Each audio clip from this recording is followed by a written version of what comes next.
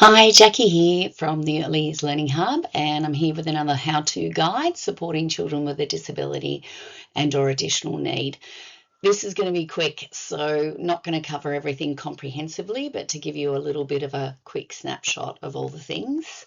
Like all of our how-to guides, they're based on some of our courses, so if you're interested, there's a QR code at the end.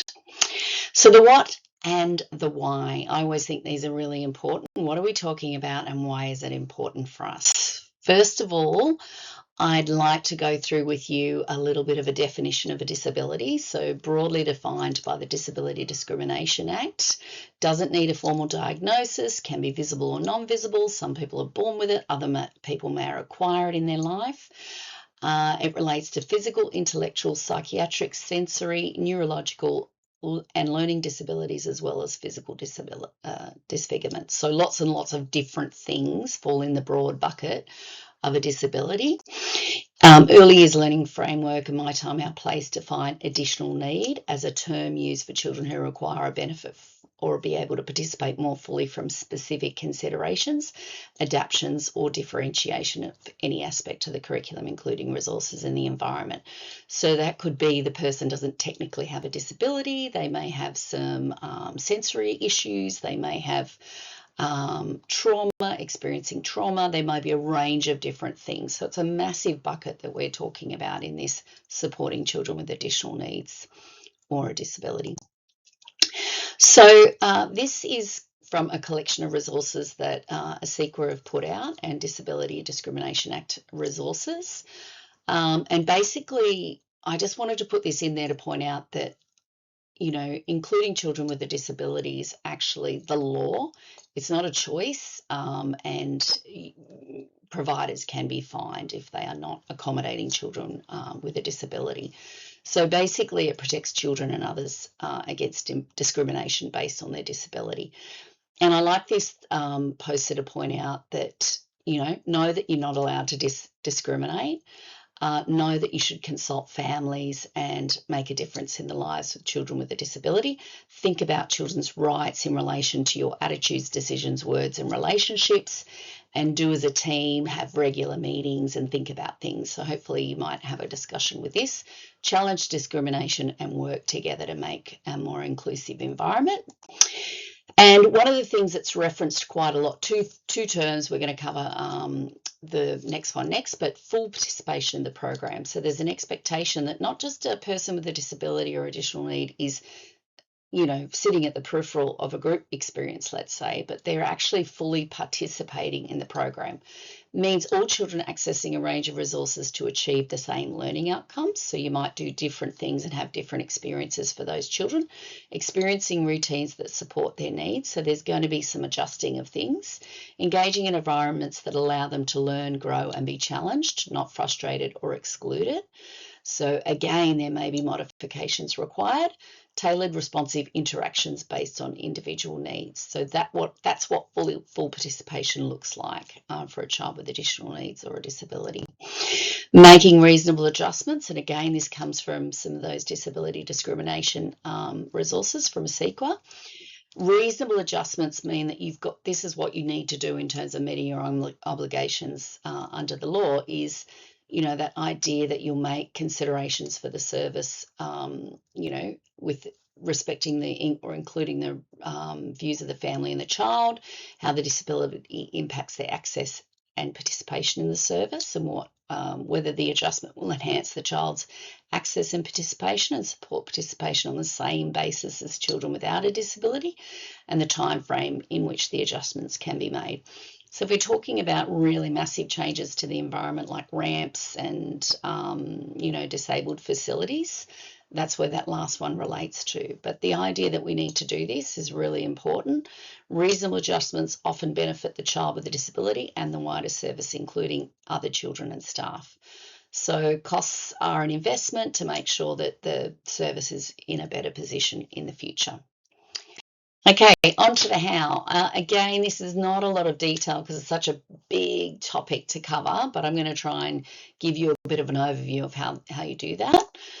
First of all is having that, understanding about inclusion. So making sure everyone feels welcome, valued, accepted, regardless of their age, culture, background, or ability. Means making sure that everyone's treated fairly and no one's left out, and that the practice of inclusion is used to refer specifically to how we work with children with additional needs.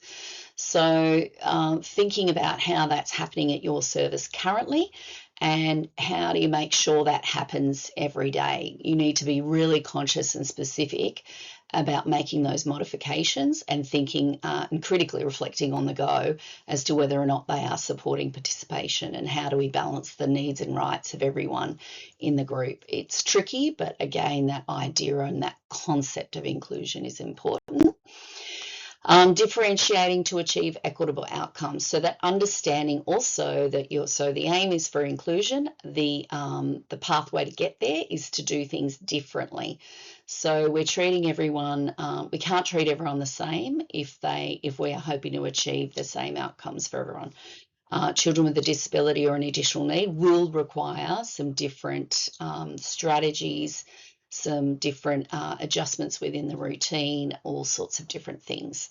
So the Early Years Learning Framework talks about educators really engaging those critical reflection to challenge practices that contribute to those inequities or discrimination, and making curriculum decisions to support that really genuine participation and inclusion.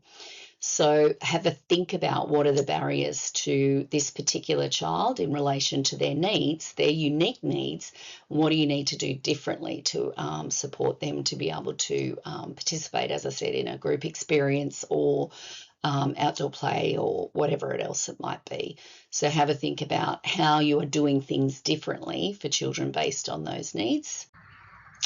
And the last slide is some examples, because our how-to guides always like to include some examples. And again, these are very high-level ones. Our Supporting Children with a Disability and or Additional Needs course goes into a lot more detail. So adjusting the layout of equipment, learning areas, so there's enough space for a child to easily move around with a walking frame, or even if they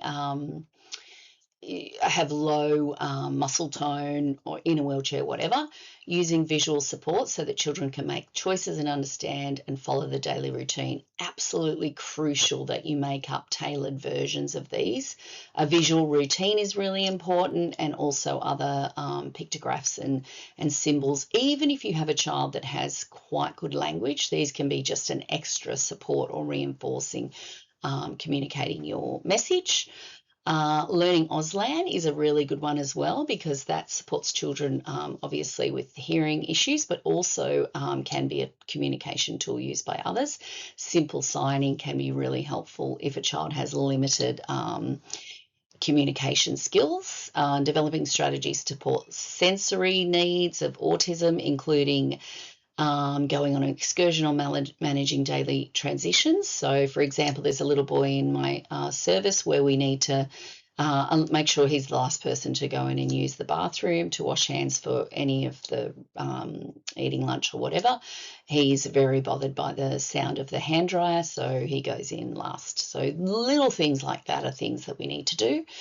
Accessing additional support or resources so that needs of children can be met. I can tell you now that I can acknowledge that that one is a hard one, but again, we need to make sure that we make attempts to do that and get the funding to support extra people to work with those children. Making adjustments to the routine, allowing extra time, earlier lunch or more frequent eating periods, all of those sorts of things. And tailoring each child's assessment of learning to meet their individual needs, really important. So that was our how-to guide. Today's content is drawn from our course, as I said, the Supporting Children with a Disability and or Additional Needs. QR code there, also linked to the website. If you're interested in any more how-to guides, go to our YouTube channel and check out our catalogue.